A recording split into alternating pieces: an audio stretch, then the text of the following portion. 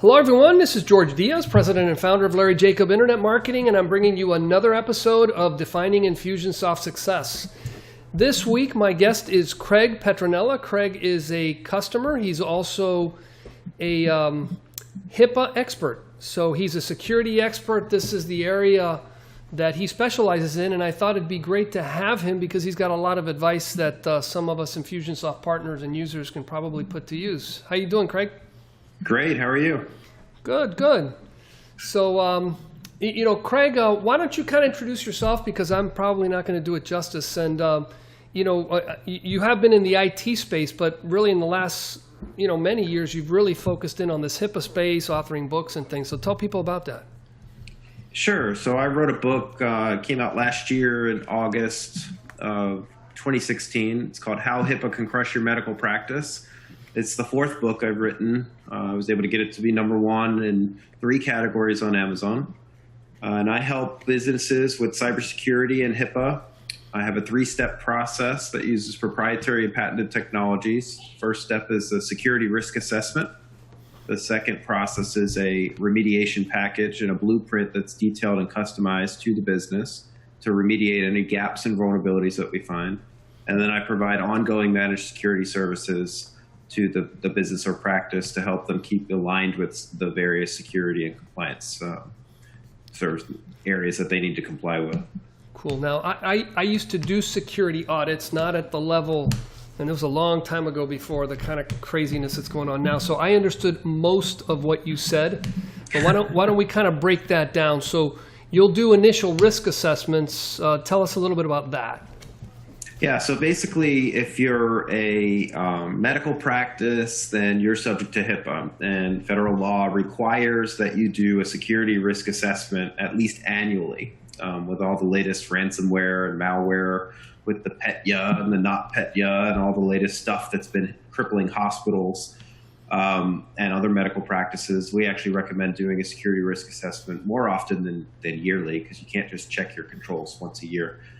So what that means is we go in and we do an interview and we learn about the IT and the company and the systems that they use and the programs that they use. And we look for vulnerabilities and gaps where maybe personal identifiable information or PHI is not properly stored. For example, Infusionsoft now has a HIPAA compliant area that you can enable that a lot of people probably don't know about. So there's different things that we look for to make sure a practice is in compliance. And then if they're not, there's remediation to avoid the hefty fines that are generally $50,000 and skyrocket from there. Right. And then, as a matter of fact, you and I need to talk about that HIPAA. I have a client, and look at this. Here's a customer that didn't know they even had any HIPAA responsibilities, and they got bought by another company. And that company then started adding some rigor to, what's going on, and they realized they've got, some vulnerabilities and some big ones that they're concerned about. And I didn't know this, but Infusionsoft, you were telling me, does have this HIPAA feature, and they will sign whatever it is I think they need to sign. You know that. Yeah, it's called a business associate agreement, or a BAA. Okay, and then that would kind of be something you'd present at an audit and say, hey, look, we're good here. Yeah, so basically a medical practice or a company that is dealing with sensitive information, it could be insurance companies, car dealerships, all different types of companies sometimes collect personal identifiable information, or PII, from the public.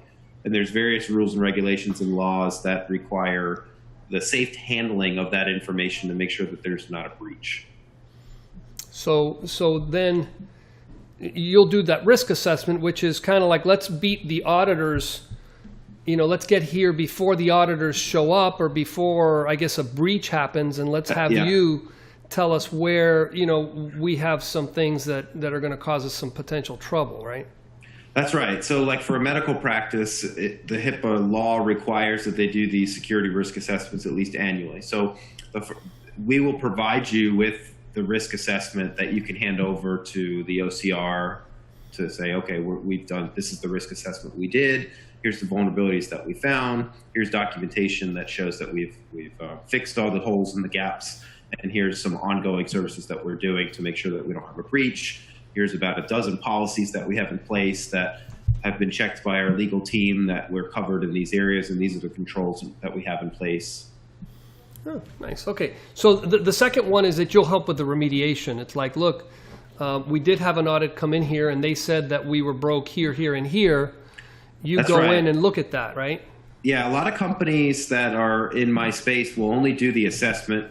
They won't do the remediation. They won't do the ongoing. They'll basically just tell the practice, okay, you've got all these red flags. Now it's your problem. Go fix it. We actually will help the company fix the problems that we find. And then what we'll do is after we fix everything, we'll do a reassessment to make sure, because sometimes bigger practices, they have IT, they have a team. So maybe they want to roll out some of the updates and fix the things themselves, which is fine.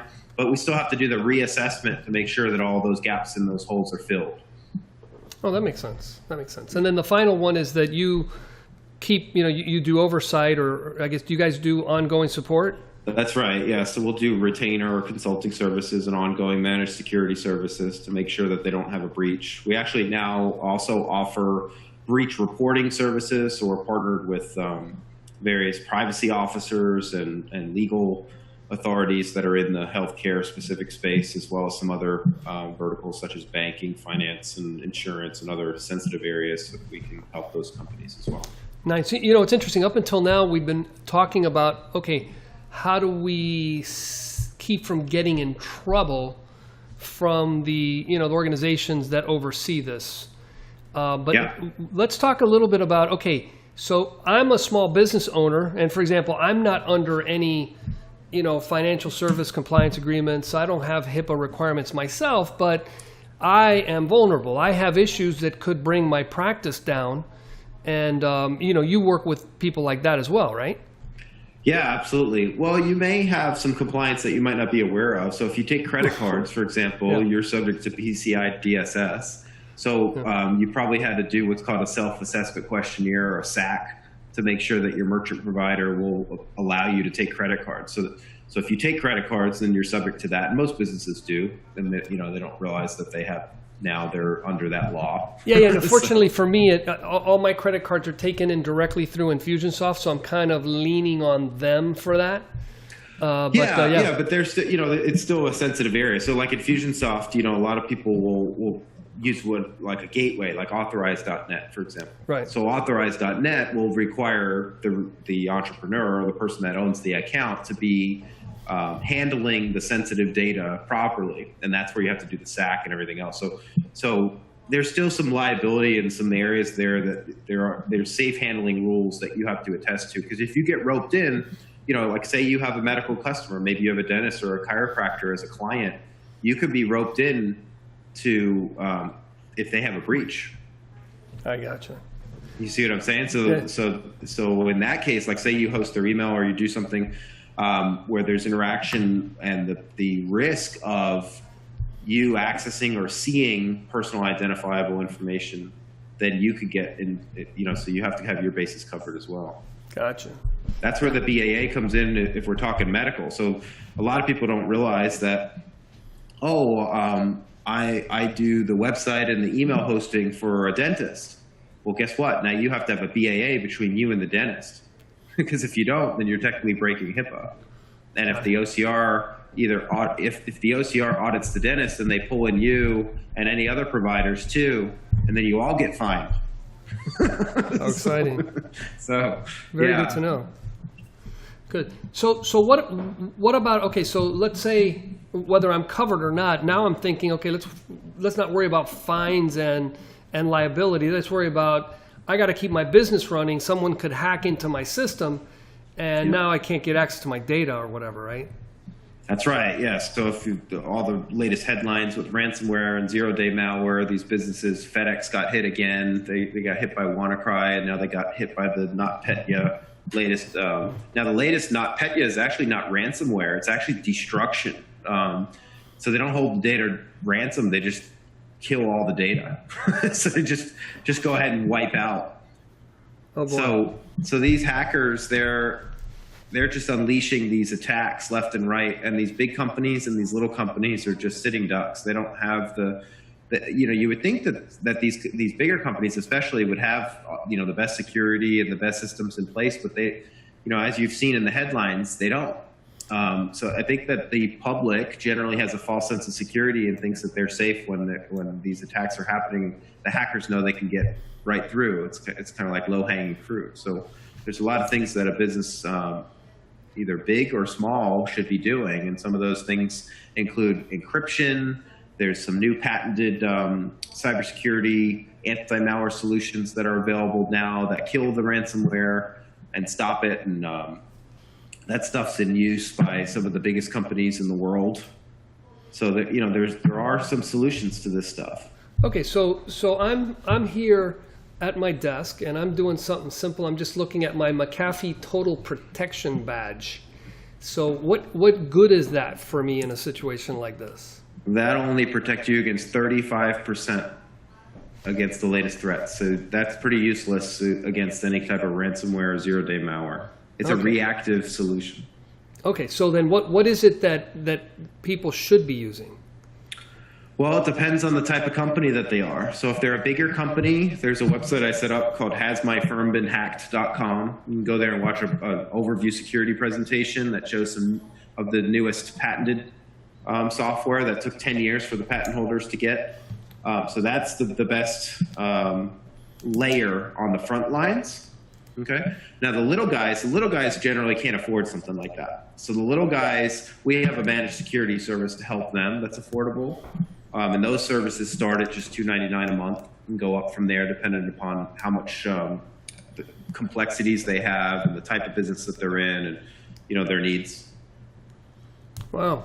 So what about like virtual companies? A lot of us consultants are home based or we're not even on our own local area networks. We're kind of so is that the sort of solution that can apply for that?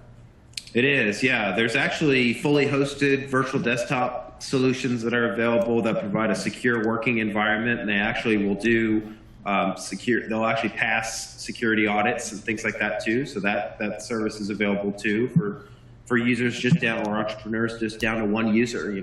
That usually starts at about $300 a month. It goes up from there. Again, depends on the needs and the type of support that they require, the applications they use, maybe the type of environment that they need. But yeah, all this could be done turnkey now. Go figure. So what else do we as business owners need to worry about?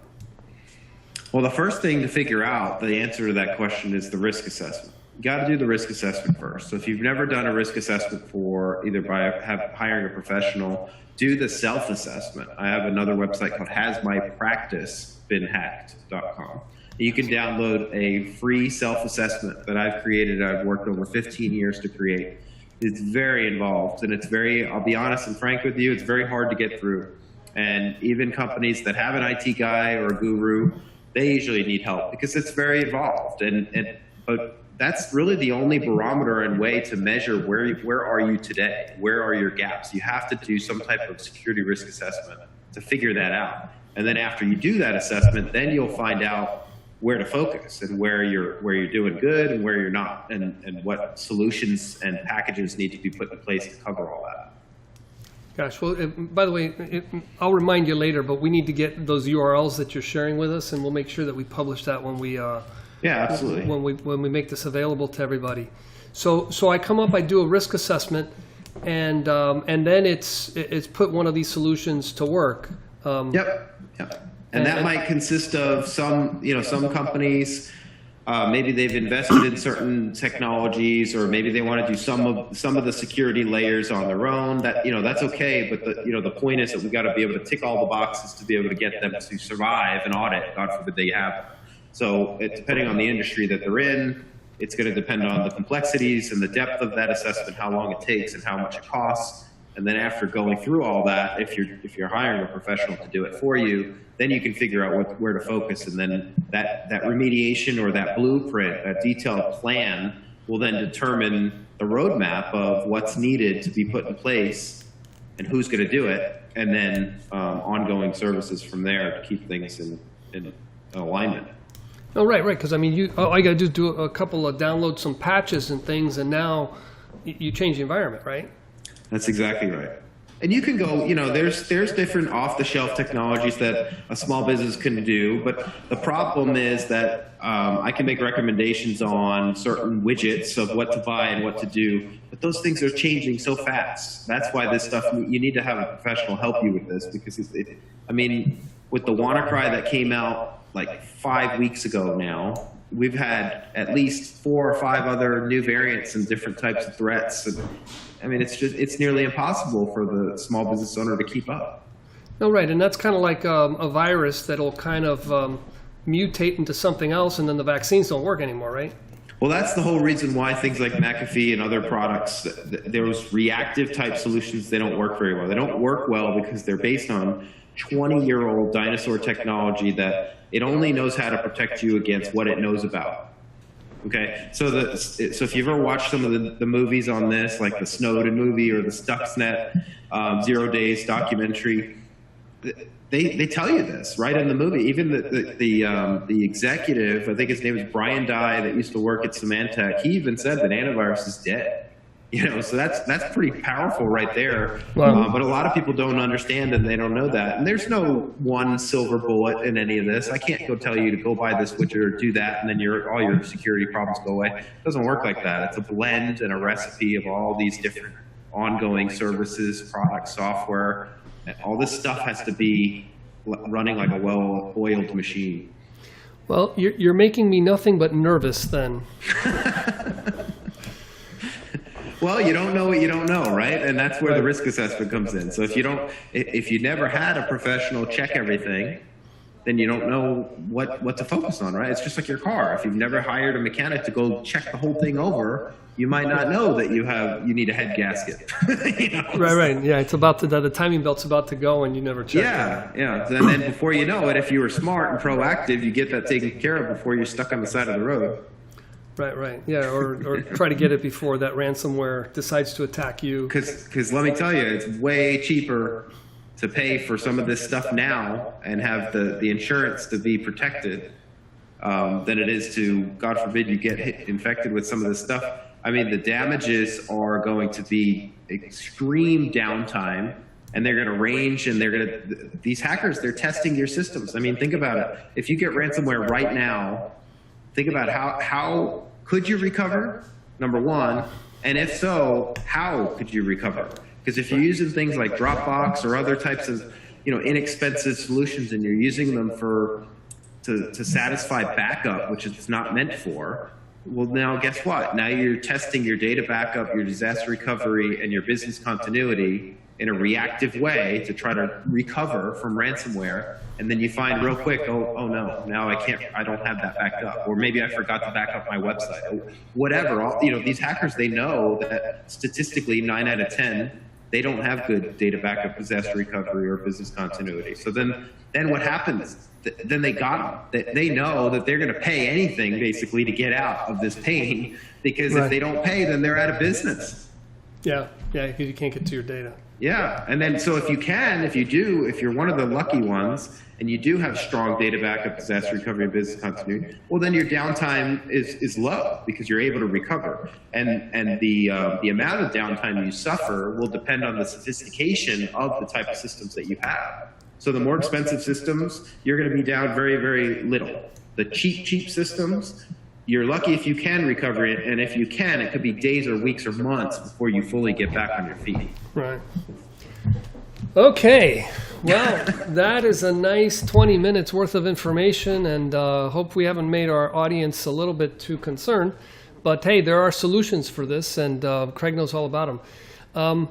Well, give us how people can reach you, but I do want to make sure you send me those links so that we can make them available and people can make use of those resources. Yeah, absolutely. So if you go to hasmyfirmbeenhacked.com, you can look at the presentation on the patented security solutions. And if you go to hasmypracticebeenhacked.com, you can get my free self-assessment in PDF and Excel. So that'll help any business basically test and score their security and their business processes. And then you could also call, I have a toll-free number, 877-468-2721. Cool. Or they can go to my main website, which is petronellacomputer.com. Great. And Petronella is there spelled right underneath your name in the box. So Yes, sir. cool. But we'll publish all these URLs so people have them. Hey, Craig, thank you so much. I really appreciate you Absolutely. spending the Thank time with you. us and sharing all your smarts. You stay secure too. Will do. 10 years, never been hacked. There you go. That's something to brag about. Take care.